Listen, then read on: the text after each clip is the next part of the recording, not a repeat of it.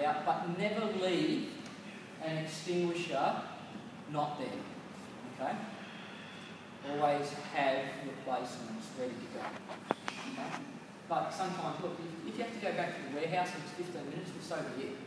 But if you need to go back, and let's say, for instance, it was a foam stored pressure, and then do a whole service and recharge and that, at least replace it with something of equivalent. So you can generally get away with at least temporarily putting a 9 kilo AED in there. Alright, which is sort of our best all-round extinguisher. Okay? Well, the option is if you're going to go to a service, you take one of each. Yeah. If you've got those available.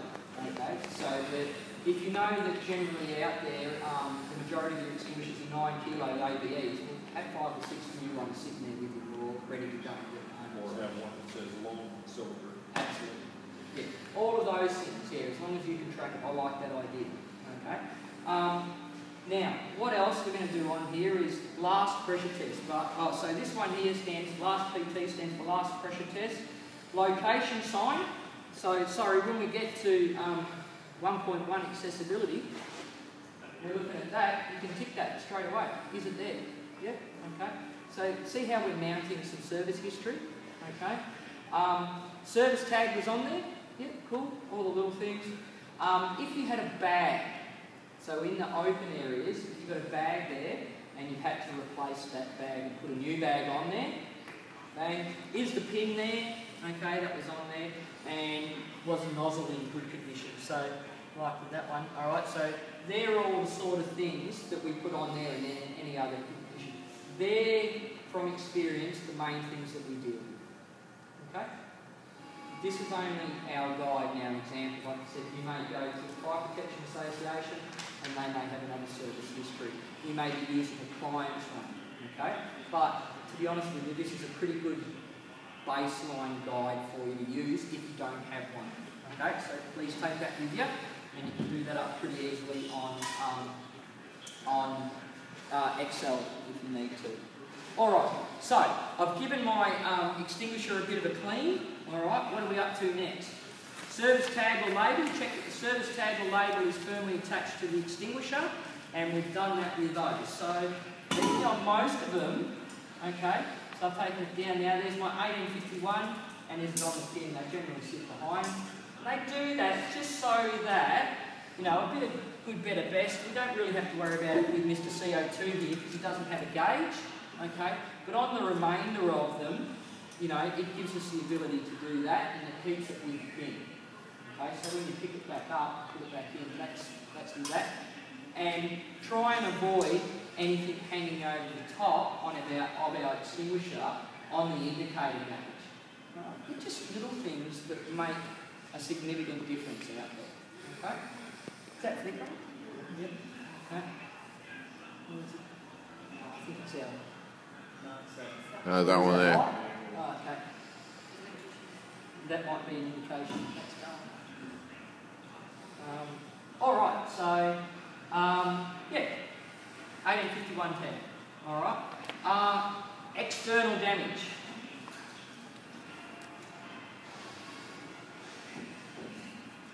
Gather around. You may be able to see. Compressed, like that. That's what it should look like, okay? You can even feel this, alright? So straight away, I can feel that this has been subject to being dropped, okay? What else we're looking for on here? That doesn't concern me too much because what I need to show you is on all different extinguisher types. That's actually the skirt, okay? So this part here, see how that's the actual cylinder, all right?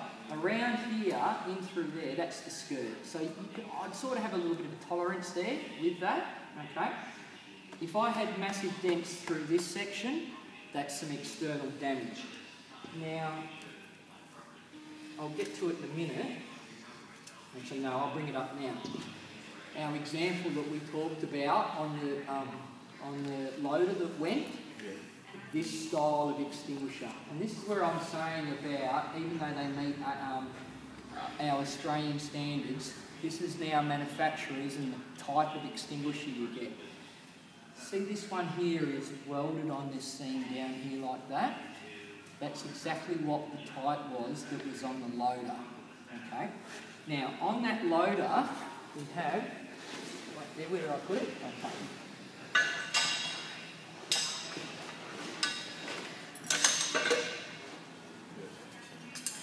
That was the mounting bracket that was on the loader, similar like this. It may not have had this part. See here the 4 bolts, okay? The bolts, instead of them being there like that, it was on a bracket that was exactly through there. Okay, so they were in this section here, and they weren't flush. Okay, it was just enough that it was in there like that, right on the seam. Okay, that was strapped on there so tight that what we had, think about it now, an earth moving loader constantly doing that in the middle of summer in the Pilbara. Okay? And what it did, even though it had this on there, so the quality of the bracket I never actually saw as well, but one would assume that if it blew and it blew up to a couple of 100 metres past where the loader is stopped, number one, it shows you that there's some significant force, you know, so we've got 1350 kPa contained within this. Is it in the cab or what? No, it was on the outside of it, lucky. On most earth-moving machinery, it's on the outside, okay? Because the cabs are fairly limited as well, and hence that's why they have the bags on them, to try and keep them at least in good condition and stuff like that as well. And I would recommend for any mobile plant that you have, that you do have an external bag with it, okay? If you can. You're allowed to do that, and it does help protect the extinguisher. So that's the situation. Now, again, I ask a couple of questions, all right? The question I ask is, when it was serviced, was it ever taken out of its bracket? Because that wouldn't have happened over a short period of time. No one can convince me, if this cylinder is manufactured to the requirements of the Australian standard, that that seam would have done that in a couple of weeks, or even within 6 months. So I ask the question, how long is it serviced? You know, in between the service. Maybe 6 months, I'd probably allow that, all right? But the whole thing is that drivers are actually meant to check the extinguisher weekly. I'm just saying that, you know, it could have been prevented. Right? But quite clearly, and I've done it as well, you pull them out and you see them. Okay, you see the fatiguing marks in them. So anything like that, any dents in them, okay, significant structural, okay, you've got to go, bang, that's out of it. And obviously with this one was subject to some sort of force, whether it was dropped or something was dropped on it, the handle, the operating handle, unserviced. Okay, so it does not meet that criteria. Okay. All right, so that's what we're doing. So we're giving it both you know, a bit of a feel and an external check. Okay. Hose reels are really, really easy to look at. Okay, and sometimes they can be subject to see dents and that in them. All right. If it won't freely spin off, bang, out of service. Get one in to get replaced. Okay. All right. Now, next one, external corrosion. Well, that to me looks like it's external corrosion, yeah? Okay, so if it's at that state, it's out of service, all right? Again, the only tolerance that I sort of want to give you guys, and again, this is the difference now, classic between the manufacturers. See this one here, this is now the differences in price, quality and all that. See the skirt is actually a different component, it's got a plastic component over it, and what that does is help against corrosion, okay? Just little things, alright? So, things like that. So, if it's been around the base of the skirt and it's not the actual main extinguisher part, you can have a little bit of a tolerance there, okay? But if it's on the main body, around the head, okay? So anywhere in this region here, you often might see it go through there on CO2s, okay? Anywhere around the neck area, Okay, no go. Bang, out of service. Alright, cool. Outlet hose assembly, and I think you already saw me demonstrate, okay, with this. Alright, so have a look on this one. Check that the hose is securely fitted, the nozzle securely attached, the assembly is free from obstruction, and the hose shows no sign of cracking or other signs of damage or deterioration. Alright. So, that's where we just do a simple test like this. So you go up and you have a look. And you do need to clearly look, and as you do these a bit more, you'll get to see the differences in the quality. Now, see this one here? You need to come in and have a bit of a look. Okay. Again, so this part here, alright, in through here is obviously the join of the connection. Okay. Now, some of them, Mr. CO2 here is my example. Okay, so see through here on this connection.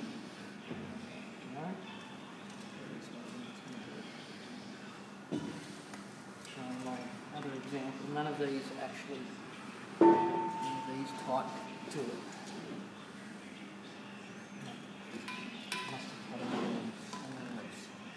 Okay, not to worry. Okay, so what we're after here, let's use this one, alright, is you need to be aware of just that.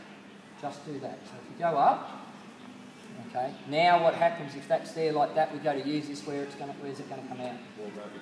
All over your face. It's going to come out right there, okay? So that's a really important test. So we can do it up, and we make sure, okay, that it goes back, and it's in there. Now, this is what I was saying, this is why having a toolkit's pretty important. On some of these, see how nicely you can actually fit a nice spanner on there. Okay?